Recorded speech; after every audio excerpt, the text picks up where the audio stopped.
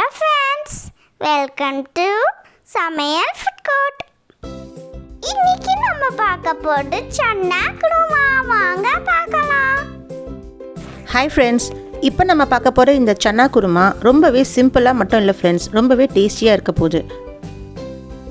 இந்த சன்னா குருமா இட்லி, தோசை, பூரி, சப்பாத்தி இதுக்கெல்லாம் சூப்பர்பான காம்பினேஷனாக இருக்கும் ஃப்ரெண்ட்ஸ்.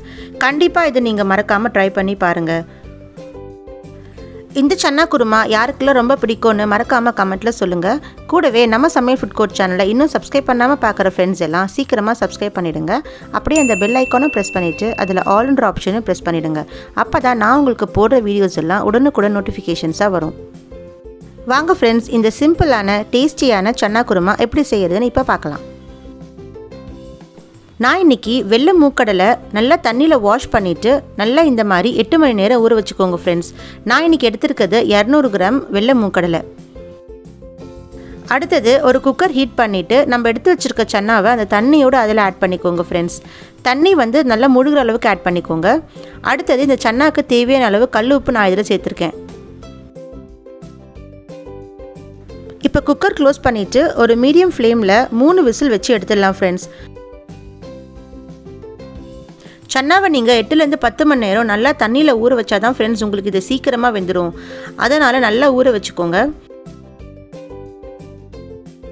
இப்போ உங்களுக்கு குக்கர் நல்லா விசில் அடங்கிடுச்சு. இப்போ ஹீட்லாம் போனதுக்கப்புறம் குக்கர் நல்லா ஓப்பன் பண்ணி பார்க்கலாம். நம்ம சன்னாலாம் பாருங்கள் எவ்வளோ சூப்பராக வெந்திருக்கு. இந்த மாதிரி பர்ஃபெக்டாக வெந்திருக்க அளவுக்கு நீங்கள் இதை வேக வச்சுக்கோங்க. நான் கையில் எடுத்து காட்டுறேன். இப்போ பாருங்கள் சன்னாலாம் நல்லா வெந்திருக்கு. இந்த மாதிரி சாஃப்டாக வேகணும் ஃப்ரெண்ட்ஸ். அப்போ தான் உங்களுக்கு சன்னா குருமா ரொம்ப டேஸ்ட்டாக இருக்கும். இப்போ நம்ம ஒரு மசாலா ரெடி பண்ணிக்கலாம் ஃப்ரெண்ட்ஸ். ஃபஸ்ட்டு ஒரு மிக்ஸி ஜாரில் துருவின தேங்காய் 1 கப் ஆட் பண்ணிக்கோங்க ஃப்ரெண்ட்ஸ். நான் இன்றைக்கி எடுத்துருக்கிறது 200 கிராம் அளவு துருவின தேங்காய். அடுத்தது 2 பெரிய வெங்காயத்தை ரஃப்பாக இந்த மாதிரி சாப் பண்ணி ஆட் பண்ணிக்கோங்க. அடுத்தது இந்த அளவுக்கு இஞ்சி ஆட் பண்ணிக்கோங்க ஃப்ரெண்ட்ஸ். இது 20 கிராம் இருக்கும்.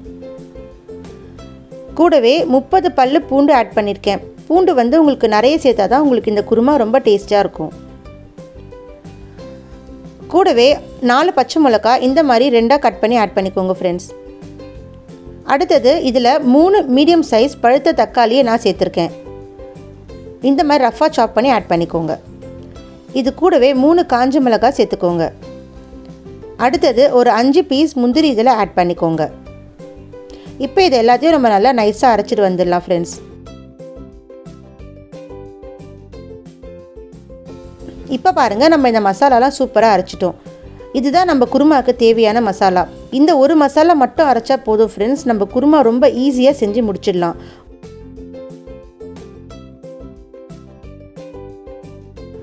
அடுத்து ஒரு குக்கர் ஹீட் பண்ணிக்கோங்க. குக்கர் ஹீட் ஆன பிறகு நான் அதில் 5 டேபிள் ஸ்பூன் கடலை எண்ணெயை ஆட் பண்ணியிருக்கோம் ஃப்ரெண்ட்ஸ்.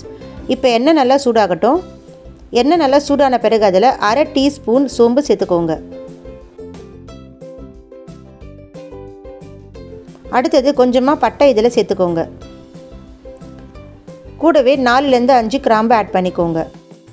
அடுத்தது கொஞ்சமாக கல்பாசி சேர்த்துக்கோங்க ஃப்ரெண்ட்ஸ். இது ஃப்ளேவர் ரொம்ப சூப்பராக இருக்கும். 2 பிரிஞ்சி இலை ஆட் பண்ணிக்கோங்க.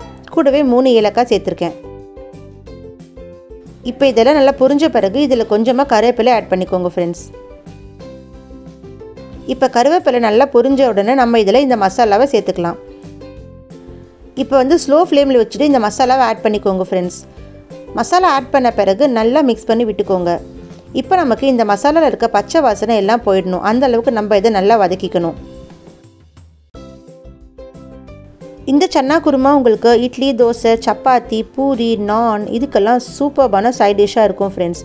ஸோ மறக்காமல் ட்ரை பண்ணி பாருங்கள். 2 நிமிஷம் இந்த மாதிரி க்ளோஸ் பண்ணி நல்லா வதக்கிக்கோங்க. 2 நிமிஷம் கழிச்சு பாருங்கள், நமக்கு மசாலா நல்லா வதங்கி இருக்கும் ஃப்ரெண்ட்ஸ். இந்த மாதிரி கைவிடாமல் நல்லா இதை வதக்கிக்கோங்க. இப்போ இந்த அளவுக்கு நல்லா எண்ணெய் பிரிஞ்சு வந்த பிறகு நம்ம வேக வச்ச சன்னாவை இதில் ஆட் பண்ணிக்கலாம். வேக வச்ச சன்னாவை நான் தண்ணியோடு இதில் ஆட் பண்ணியிருக்கேன் ஃப்ரெண்ட்ஸ். உங்களுக்கு வேணான்னா நீங்கள் அந்த தண்ணியை ரசமாக வச்சு கூட சாப்பிட்லாம்.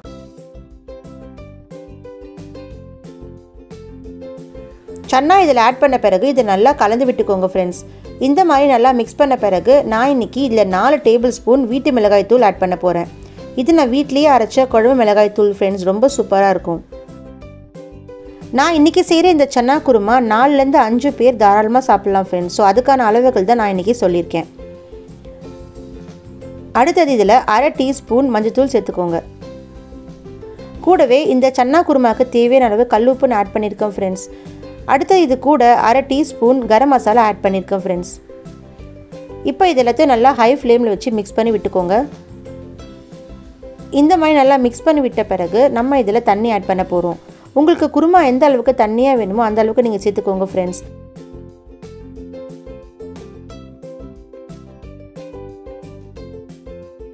நான் இன்றைக்கி மிக்ஸி ஜார்லேருந்து எடுத்த தண்ணியை இதில் ஆட் பண்ணியிருக்கேன் ஃப்ரெண்ட்ஸ்.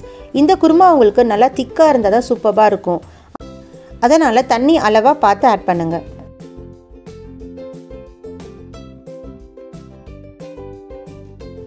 நல்லா கலந்து விட்ட பிறகு நம்ம கிரேவி ரொம்ப திக்காக இருக்குது ஃப்ரெண்ட்ஸ். நம்ம விசில் போட்ட பிறகு இன்னும் திக்காகிடும்.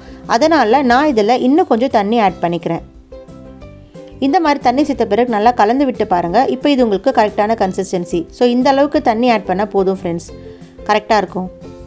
இப்போ நம்ம இந்த குக்கரை மூடிட்டு மீடியம் ஃப்ளேமில் 2 விசில் மட்டும் வச்சா போதும் ஃப்ரெண்ட்ஸ்.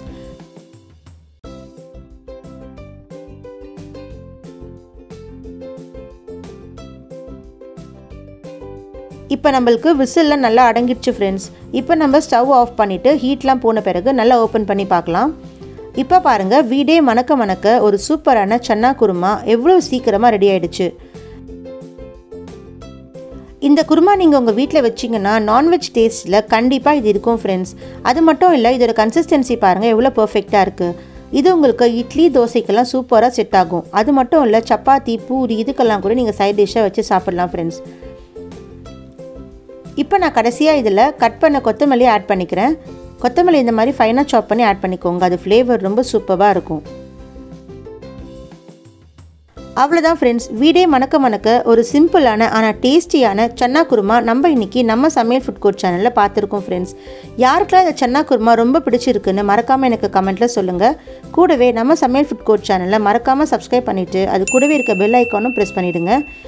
இது பாருங்கள் ஃப்ரெண்ட்ஸ், இப்போ நமக்கு ஆற இந்த குருமா உங்களுக்கு ரொம்ப திக்காக கிடைக்கும். இதோட டேஸ்ட் வந்து ரொம்ப சூப்பராக இருக்கும் ஃப்ரெண்ட்ஸ். உங்கள் வீட்டில் நீங்கள் இதை கண்டிப்பாக ட்ரை பண்ணி பாருங்கள். சட்டுன்னு சன்னாவில் ஒரு ரெசிபி பண்ணணுன்னா கண்டிப்பாக இந்த சன்னா குருமா ரெசிபியை நீங்கள் ட்ரை பண்ணி பாருங்கள் ஃப்ரெண்ட்ஸ். ரொம்ப ஈஸியாகவும் இருக்கும், ரொம்ப டேஸ்ட்டாகவும் இருக்கும். நீங்களும் சன்னா குருமா செஞ்சு பார்த்து லைக் பண்ணுங்கள், ஷேர் பண்ணுங்கள், சப்ஸ்கிரைப் பண்ணுங்கள். தேங்க்யூ.